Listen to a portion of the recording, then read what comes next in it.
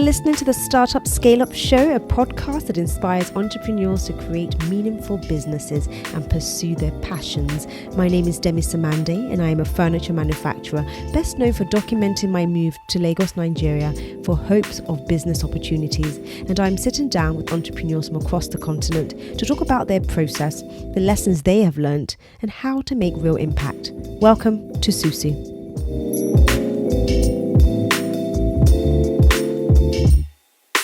Welcome to Startup Scale Up podcast with me, Demi Samande, a show for our budding entrepreneurs taking their businesses from startup to full operations. We are all about supporting the growth of African businesses through a series of conversations with those who are currently doing it. You get to hear about their journey to entrepreneurship, how they did it, some of the challenges they've experienced along the way, and some of the solutions that they've found, and ultimately how they are striving to ensure that their businesses have exponential growth. Welcome to Susu. Just going to give you guys a little background about me. I am a furniture manufacturer based out here in Lagos, Nigeria. I have been furniture manufacturing now for, let's say basically since 2011. I started my business, technically I started in 2010 in London in the UK. With furniture restoration. Now, the way in which I got into furniture restoration was at the peak of recession in the UK. I was a newly graduated architect, struggling to find work, and I went into retail, and I was excelling in retail, having left a job with an architectural practice in the UK.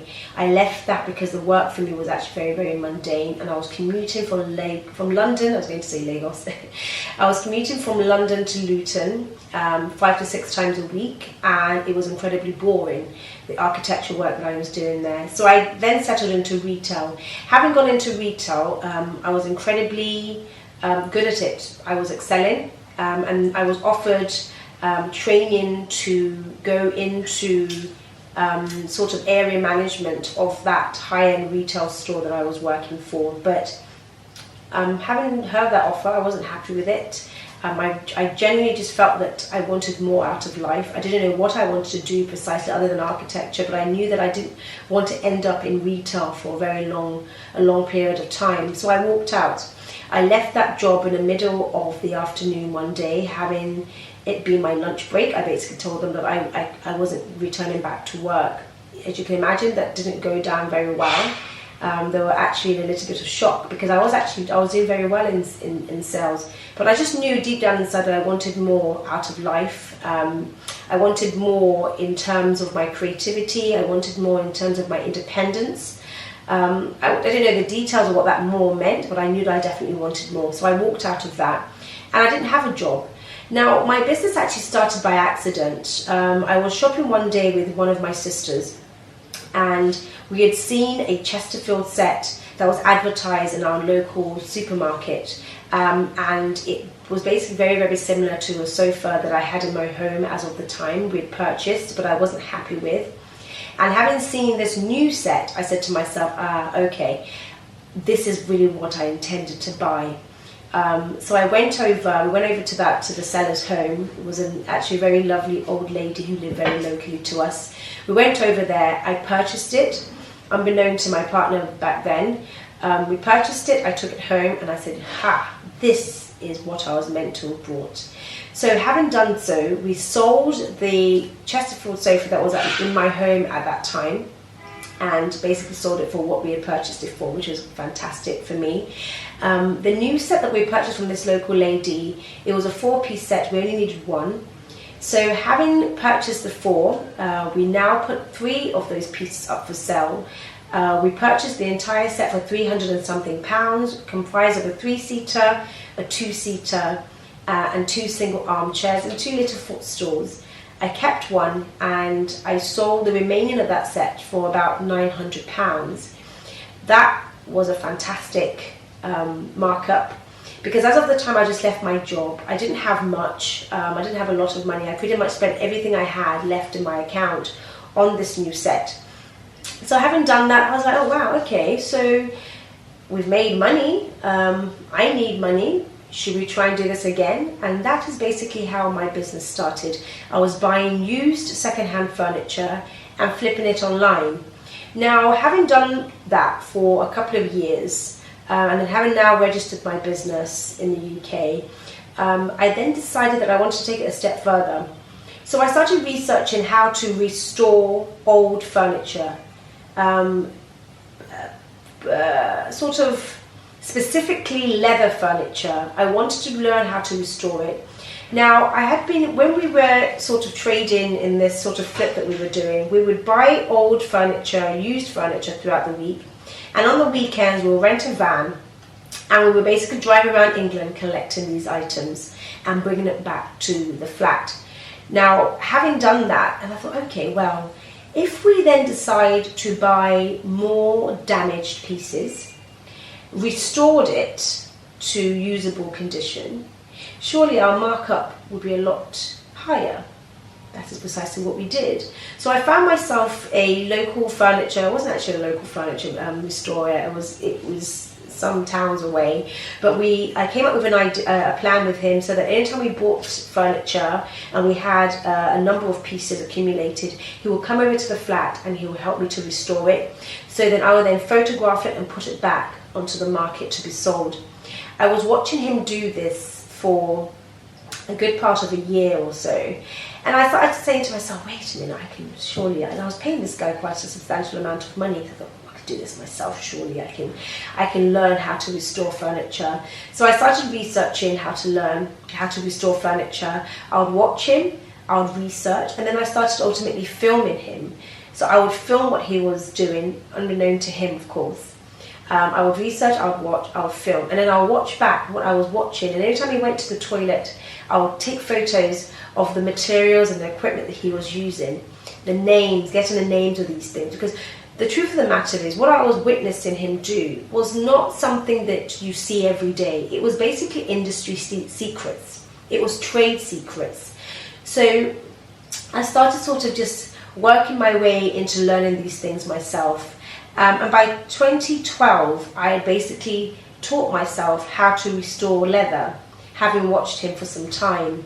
And then having done that, I then decided that, you know what, YouTube is fantastic, online content is fantastic, but it can only teach me so much. So I then enrolled myself into a furniture leather restoration course, which was actually taking place in, I believe, Yorkshire. As of that, I believe it was Yorkshire. It was some distance away from London. I put myself in a hotel and I enrolled in that class for about 5 days, and where I basically learnt some of the things I was doing right. I learned some of the things that I was doing wrong. I gained a lot of affirmation in terms of what I was doing right, and okay, fantastic. But the things that which I was doing wrong, I learned very quickly how to correct them. So my restoration skills just got... literally, I went from here to about here in that span of time. So, you know, now having taken on more jobs, my markup of my furniture that I was actually purchasing at that time had now gone up exponentially, and I was like, well, okay, this is now a proper business. We were registered. We were getting clients, high network clients who were willing to pay a lot of money for this skill. I had a home full of these things. I thought, okay, now I need a proper store. So we rented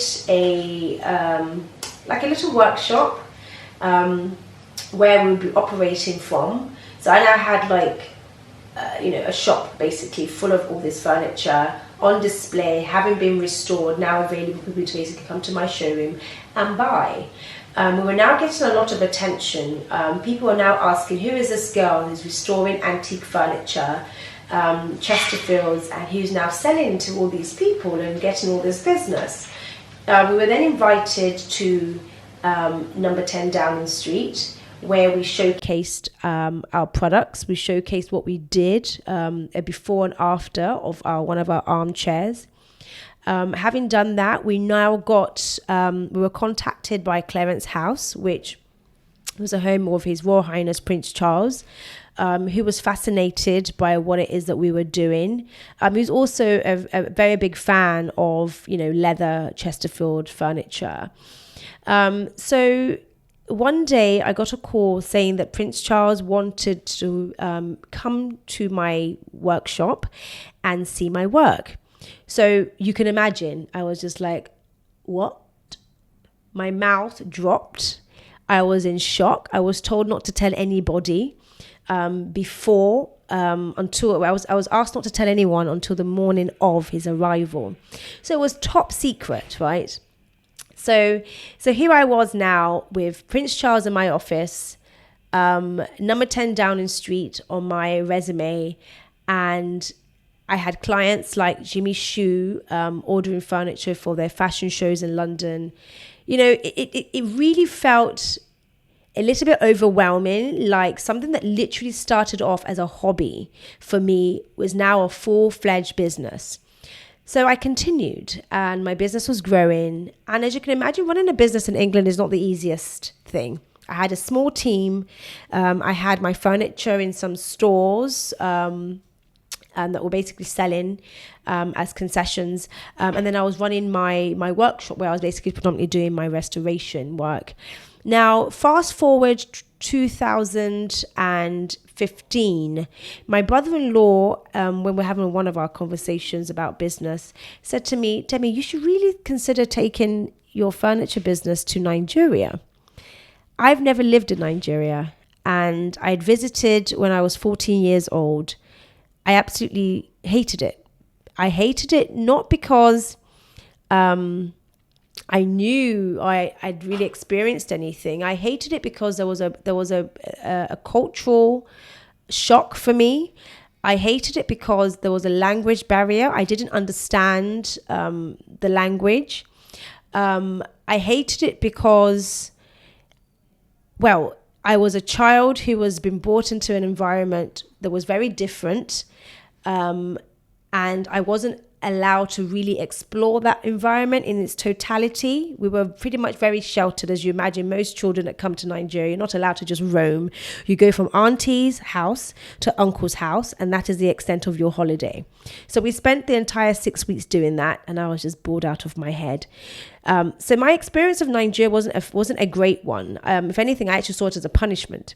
The place your parents sent you because they were hellbound in you learning your culture, but it wasn't necessarily your reality. It was this place you just went to because your mum and dad told you to, and you just put up and shut up in the time in which you're there.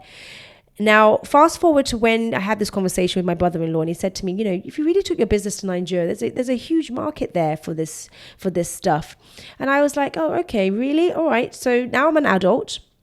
I'm now in my sort of late 20s. I was like, okay, let me go as an adult and really see what he's talking about. So I came back in end of 2015, early 2016, I believe. I came back with a cousin of mine, and now as an adult, the experience of Nigeria was completely different for me. Here I was now exploring Nigeria as the Nigeria I know it today. We were going to so many different places, eating, experiencing, visiting this, visiting that, really being really initiated into the culture that I know today. And I was just blown away. I was just like, wow, this is so cool. This is amazing. How come nobody told me this is what Nigeria was all about? And of course they wouldn't. I was 14 years old when I first came. So the experience is completely different. So having come here, and I said to myself, okay, so let me do some feasibility studies, explore, really look around and find out if there is in fact a space for my products in this environment. Now, as of this time, we had just started sort of doing new productions in England. We started off doing antiques, restoring antique furniture and selling it. But then we now started sort of going into building furniture from scratch. So I think that was the element of the business that he thought would do really, really well. Because let's be honest, Nigeria is not into antiques. So I said, okay, let me check out the market, really explore and find out what people are really buying in terms of furniture. So having come into this market, I did my feasibility studies and I looked around. I thought, oh, wow, there really isn't that much here in regards to furniture. It's not a lot at all. And the good stuff that is actually available in the market is incredibly overpriced because, well, they're importing it. So, there's a huge amount of tax on top of these products. The cost of bringing it here, shipping it here is incredibly high. So I thought, okay, so what space is there for me in this market to be able to build something that people want, but more importantly, to be able to build it in an affordable way so that people can actually buy. So the first thing I did was I said to myself, okay, I need to plan my strategy here. What do I need to do? The first thing I needed to do was give myself some time. So I went back to England and I said to myself, okay, I've got to come back here. I have to come back and I have to really do the homework and really find out where are the people who are currently making furniture, where are they situated, how are they doing it, and what is available to me right now. So I went back to England. I got back to England. I prepared myself and I said, okay, I'm going for a whole month. I'm going to go to Nigeria for a whole month and I'm really going to delve in and really understand, okay, I've seen on my last trip those who are selling furniture. I've seen the type of furniture that they're selling. But can I really find out those who are making it here and how they're making it? Because again, I didn't know. I was completely clueless. So I went home and I planned. I said, okay, when I get back to Nigeria, I'm going to stay for a longer period of time so I can really understand. So I went to London. I prepared myself. I came here. I was here for a long period of time. I think I decided to stay for about 3 months. In that 3 months, I really went around. I went outside of Lagos. I went into the open markets. I went to where people were buying materials. That comprised of the wood market, the leather and fabric markets, the foam market, everything, all the components that I needed to make furniture. I had to find the source. I went to a number of showrooms of people who said that they were manufacturing locally. I wanted to see the height of the standard in which they were manufacturing to. I wanted to understand the facilities in which they're working in. I wanted to sort of grasp the environment in which they were making these things, and then really understand the price point in which they were obviously using as well. So having done that, I traveled around Lagos. I entered these spaces and I said to myself, do you know what? If all this information I've now accumulated, I really need to understand whether or not I can actually make this thing. So I found myself a workshop locally in Surulere. I hired local carpenters. The first set wasn't so great. I let them go. I just kept going until I found the right people who were willing to work with me. I found myself a space that I could really just settle down and work. I rented myself a little house in the ghetto. It's the ghetto, but it was a rough part of Surulere. But the most important thing for me at that point was that I started, and the having the workshop itself was very, very crucial. I needed a space where I could just make a mess ultimately and keep refining until I got it right. So we embarked on making our very first sample. Our first sample was a 3-seater sofa. It wasn't a Chesterfield. It was just a very simple design. I purchased the wood in the market. I negotiated the fabrics, the foam, all of that. I bought all my materials and we went to work. It was a real challenge for me at the beginning to communicate with my local carpenters. I remember we even had one particular guy who was actually even deaf. He didn't speak and he couldn't hear. He communicated with me using gestures. And then the other guys who also worked with him were able to somehow communicate with him and make him understand what I needed. He was actually one of the best sets at the beginning that I had. I don't know how we communicated, but somehow we managed to bridge that and it worked. We made our first sample. That first sample was sold. I believe we sold our very first sample in Nigeria. I believe we sold it for about 100 and 150K thereabouts. I found somebody who was willing to buy. So when we did that for me was the confirmation that I could do it. I could build something here locally and have it come out beautiful. Now, it wasn't perfect because I have such a critical eye. But it was beautiful. It was beautiful enough for somebody to say, oh, wow, that's really nice. I will buy it. That is basically how my journey in Nigeria started. From there, we found customers. From there, I found an office space. From there, I hired staff who would go out and find more customers. And at the beginning, it was a struggle because, again, the communication breakdown, the language barrier was there. The cultural barrier was there. I had staff who found it difficult to listen to me. They didn't believe that I knew anything about furniture making because, hey, they had been doing this for a number of years. I am a young person at that. I'm a young woman. What on earth do I know about carpentry? What on earth do I know about cutting wood? What on earth do I know about dry wood versus wet wood? What on earth do I know about leather and finishing and foam thickness? They didn't believe I knew anything. So when I give them an instruction, it was a case of, madam, I don't think so. Make it just relax. I go do it my own way. When I don't do them, I go call you. I said, no, I have to be here because I understand what I want and you have to listen. And some of them were, eventually they backed down and they listened and we are able to get results that even I was somewhat satisfied with. We still had a long way to go, but we got results nonetheless. And I think through that process, I was able to buy their trust, and their respect ultimately. So that was in 2016. This is now 2020. We have 30 members of staff in our factory. We have a factory now in Ebute Metta. We are making furniture for households. We're making furniture for businesses. We are doing furniture for neighboring African countries. We currently have a project we're doing in Uganda, which I'm incredibly proud of. We have a showroom in the heart of VI, and we are growing every single day. We are refining our processes. We are growing our manufacturing processes. We're growing our machinery. We're growing our skills. We're growing our people. So that is my story of how I got to this point. Now, the question is, why start up, scale up? The reason why I'm doing this podcast is because I believe there is power in our stories. The story and the process and the journey that I have taken from London in my accidental entrepreneurial story to now get into Africa and establishing a manufacturing plant for myself and hiring workers and building a brand is a very, very important and crucial story for us to tell within the African environment, because more time than none, people tend to believe that nothing good comes out of Africa. Now, as we're moving into our time where entertainment is taking a global platform and is commanding that attention, business in Africa also has to take that same route.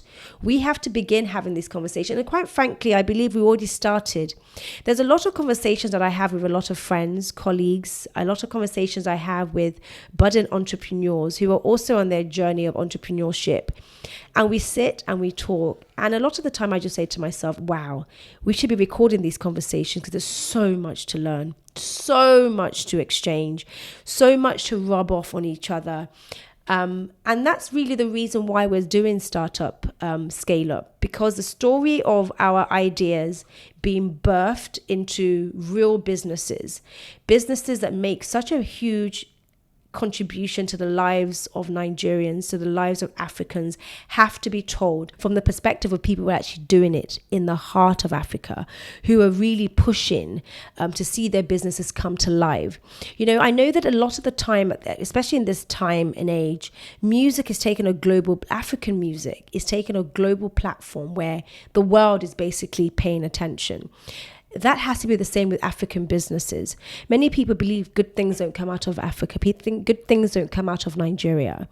I like to differ. I believe that this is the time for young Africans like myself to really step up and then to really share ideas and find solutions to real African problems. Why don't we have great manufacturing in Africa? Why don't we have great manufacturing in Nigeria? We have so many talented young people. We have the people power. We might not necessarily have all the skills, but we definitely have talented people with skills that can really do great work.